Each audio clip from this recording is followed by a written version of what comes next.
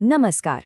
चलिए आज हम लोग जीवन की सबसे बुनियादी, सबसे जरूरी इकाई की दुनिया में उतरते हैं। हम उस चीज के बारे में बात करेंगे जिससे हर जिंदा चीज बनी है। तो शुरुआत इस बहुत ही बेसिक सवाल से करते हैं कि आखिर ये सारी जिंदा चीजें ये बनी किस चीज से हैं? मतलब एक पेड़, एक मछली, हम इंसान, हम सब में आखिर कॉमन क्या है? इसका जवाब है खरबों छोटी छोटी अपने आप में पूरी और लगातार काम करने वाली फैक्ट्रियों से। ये जो तस्वीर है ना, ये एक एनिमल सेल की है। देखिए, ये किसी कॉम्प्लेक्स मशीनरी के टुकड़े जैसा लग रहा है ना। इसके अंदर के सारे हिस्से अपना अपना काम कर रहे हैं और सब कुछ एक परफेक्ट तालमेल में चल रहा है। ठीक है, तो चलिए अब इसे ठीक से समझते हैं। सबसे पहले ये सेल यानी कोशिका आखिर है क्या? जीवन की सबसे मौलिक इकाई।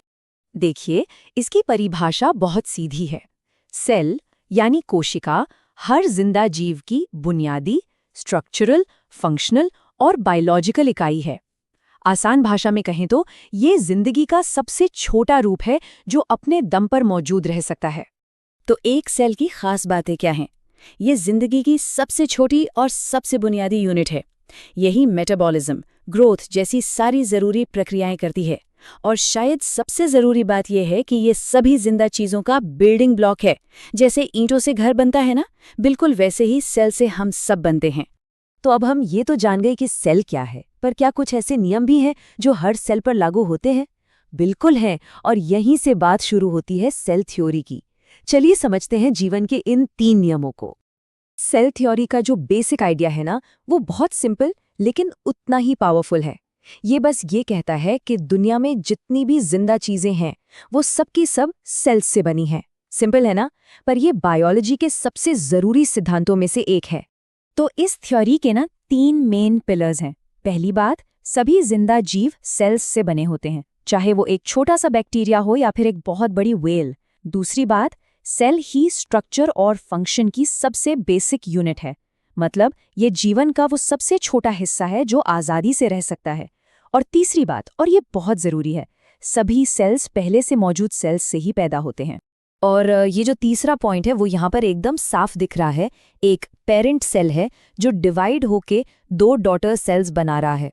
मतलब सेल्स कहीं से भी बस हवा में पैदा नहीं हो जाते, वो हमेशा अपने से पहले वाले सेल से ही आते हैं और अपना जेनेटिक मटेरियल आगे बढ़ाते हैं। तो ठीक है, सारी जिंदगी सेल्स से बनी है, लेकिन क्या सारे सेल्स एक जैसे होते हैं? जी नहीं, बिल्कुल नहीं।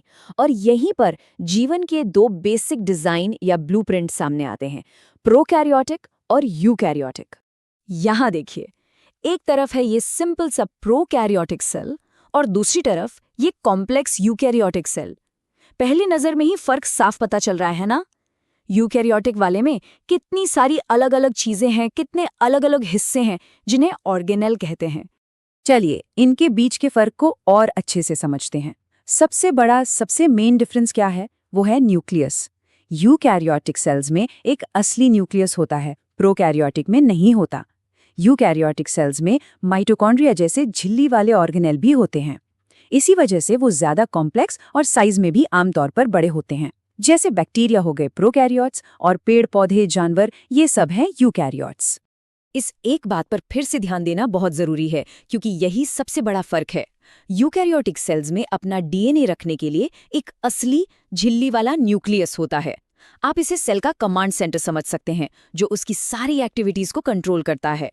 और जहां तक साइज के फर्क की बात है, तो जरा ये देखिए, एक तरफ है बैक्टीरिया का छोटा सा सेल करीब 1 माइक्रोमीटर का, और दूसरी तरफ है इंसान का एग सेल जो पूरे 100 माइक्रोमीटर का है।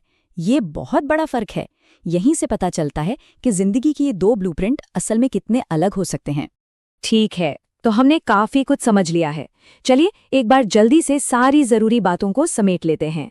एक सेल के अंदर का ये ब्रह्मांड, इससे सीखने वाली मुख्य बातें क्या हैं? तो इस पूरी बातचीत से कौन सी बातें हैं जो हमें याद रखनी है? बस 3 चीजें। पहली, कि सेल ही हर जिंदा चीज का फंडामेंटल बिल्डिंग ब्लॉक है। दूसरी, सारी जिंदगी सेल थ्योरी के उन 3 नियमों पर चलती है। और तीसरी, कि दुनिया में जीवन की जो इतनी बड़ी डाइवर्सिटी है वो इन्हीं 2 बेसिक सेल डिजाइन पर बनी है, सिंपल प्रोकैरियोट और कॉम्प्लेक्स यूकैरियोट।